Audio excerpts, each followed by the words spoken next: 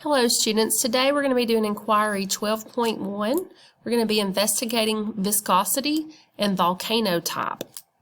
So before we get into our lab, we are going to talk about viscosity a little bit more so that you will better understand it. Okay, so let's take a look at viscosity. How did that get there? Okay, first we're going to look at an example called the pitch drop experiment. In 1927, Professor Thomas Parnell wanted to study how long it would take pitch, which is an almost solid material used as tar, to make a drop. Since then, the pitch has formed 9 drops, so that means it is very highly viscous. This one fell in 2014. The one before that was in 2000. It's expected the next drop will fall between 2024 and 2028. There's a live feed of the experiment online. You can follow that link there if you would like to watch that. So we're going to just watch this quick clip and then we'll move on into our discussion.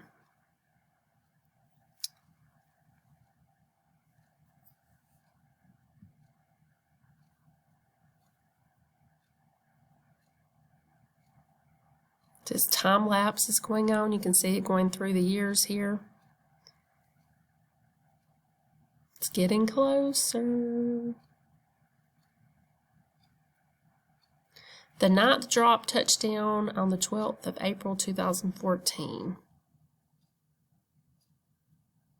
Here comes another one starting to form. And at the time of that video, it had not made it very far. It's only 14 or so years to go. Very interesting, though, how something could be that viscous. Now, let's look at the other extreme. Let's look at water falling. This is Niagara Falls, one of the most iconic waterfalls in the world. Most people have at least heard of Niagara Falls. Around 6 million cubic feet, almost 45 million gallons of water fall over this 160-foot cliff per minute. So it is so powerful that the first electricity producing plant in the United States was created here. So this is going to be the opposite end of the viscosity spectrum because water flows very freely. So we're not going to watch the whole video, but you can just see how fast the water is falling over Niagara Falls. And we know that water flows very quickly and easily. So it'd be very opposite of the pitch that we saw in the first video. So why? Why does pitch fall so slowly and water fall so quick? Everything should and does fall at the same speed. Maybe we should think of another word, flow. What does the pitch flow, or why does the pitch flow much slower than the water? What do you think flow means? You don't have to take notes, but I want you to think about what a definition of flow would be in your own words. Think of how we have used it here in this video. The pitch flows slowly, the water flows quickly. What's flow? So what is it? A fluid, which this can be a liquid or a gas, can move from one place to another in a current or stream. When air flows, we call that wind. Water can flow in rivers and streams. You have also seen it flow in the ocean.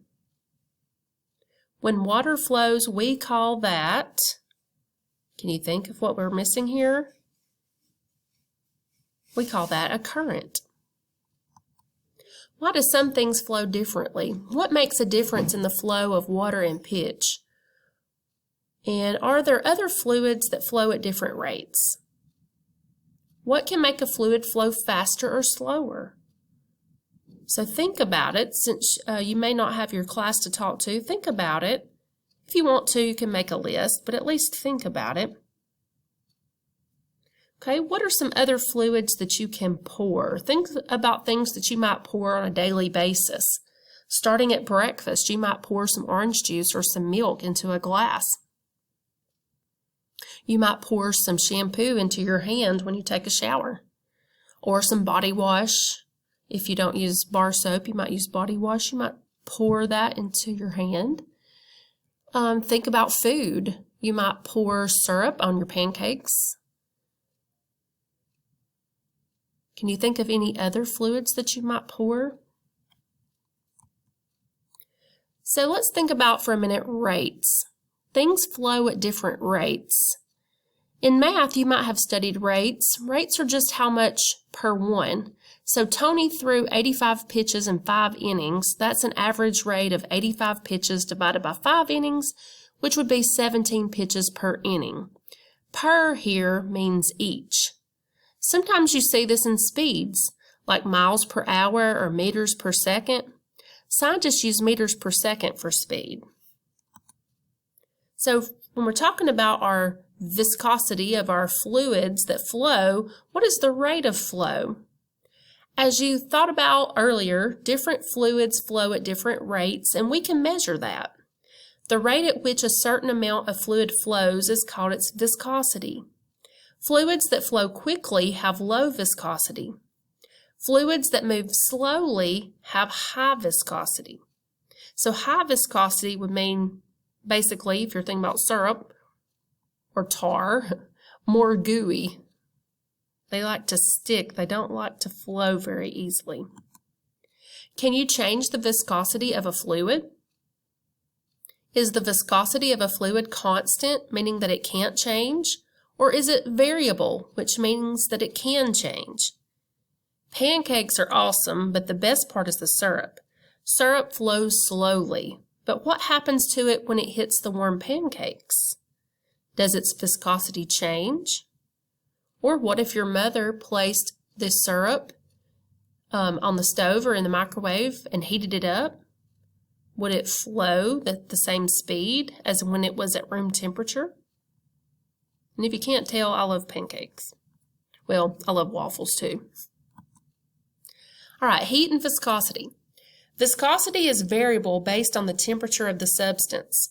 Pitch actually seems to be a solid. To get it into the funnel, the professor had to heat it, pour it into the funnel with the tip sealed, wait for it to cool, then snip off the tip. Heating it allowed him to pour it within his lifetime. This is possibly a picture of Professor Parnell with his experiment, but he died in 1967, so he hasn't been able to see too much of his results of his experiment, has he? All right, now that we know a little bit about viscosity, let's go to our lab. In this lab, we're going to be investigating viscosity and volcano type. And the reason we're talking about viscosity with volcanoes is think about the lava that flows out of the volcano. It's magma while it's within the earth, but when it reaches Earth's surface, we call it lava. So in this investigation, we're going to use some different types of liquids that are of different viscosities. And so for our question, the students in class would come up with themselves, but I'll help you out a little bit. Which fluid has the highest viscosity, or which fluid has the lowest viscosity? You could go either direction with that. What we think will happen, so make yourself a hypothesis. And let's talk about the materials we will use. Some groups are going to use choice A. They're going to use room temperature corn syrup versus room temperature shampoo. Some people will do letter B, which is room temperature water versus room temperature corn syrup versus room temperature shampoo. Some people are going to do room temperature corn syrup versus heated corn syrup. Some people are going to do room temperature shampoo versus heated shampoo. Some people are going to do room temperature shampoo versus room temperature shampoo mixed with sand, and some people are going to do room temperature corn syrup versus room temperature corn syrup mixed with sand. So those are the choices. So depending on what your choices are, that would be some of the materials you would list. But we're also going to use some beakers, hot pots, and some wax paper, and a storage container with a lid, a stopwatch. So those are some other materials we're going to use. Now for our procedures, we're going to basically kind of have a race with the different fluids. And so we're going to pour the fluids, we're going to time how fast they flow. So some things we want to keep the same when testing each liquid is we want to, if we are heating them, we might want to heat them for the same amount of time. We want to make sure we use the same amounts of them. Like if we used 2 ounces of shampoo, we would want to also use 2 ounces of water or 2 ounces of corn syrup or whatever else we're using. So the things we will measure and how we will measure each one, you can determine that as you watch the video clips. But the amount of liquid, the height of the slope, the time of flow, distance of flow, and how many trials we conduct are different things we're going to be measuring. And so depending on which setup you chose, you'd put the letter here, and then we have our data table where we're going to collect our data. So you put your different liquids listed here. For each one, we'll do 3 trials and get an average. And then at the end, you'll write your conclusion paragraph describing the properties of the liquid you investigated in this lesson and how your observations today might relate to volcanic lava. And how might the temperature and composition of lava affect the rate at which the lava flows. Okay, so let's quickly take a look at our video clips. This is part 1.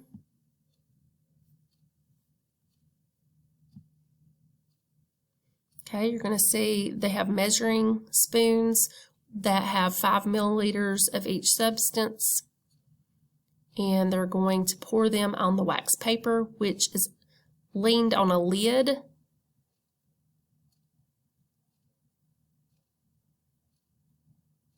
That way we have a slope there.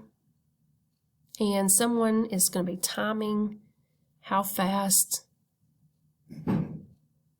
That looks like the dark corn syrup there, if you couldn't tell what it was.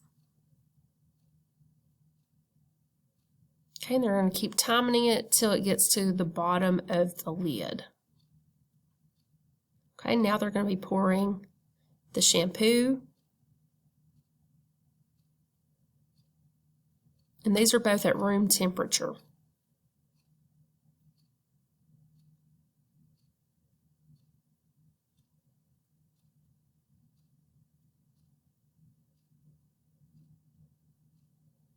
Okay, now they're pouring the water. And as you can see, the water went very fast.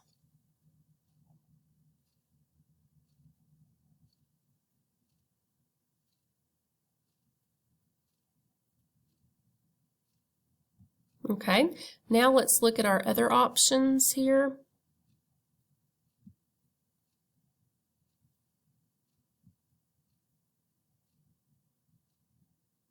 Okay, this is heated corn syrup.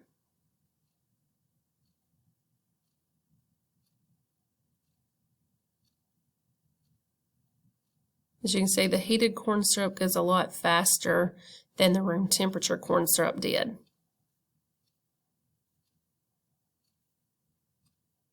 Okay, here comes the heated shampoo. And as you can see, the heated shampoo also goes a lot faster than the room temperature. Okay, and then we have the heated water.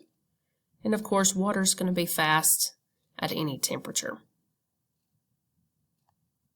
Okay, so on your data table, you can choose any of the 3 combinations, and you can go back and watch those video clips. You can rewind this video, go back and time each one so that you will have a trial, at least trial 1 of each of the liquids. All right, and any other observations that you might notice. Have a great day.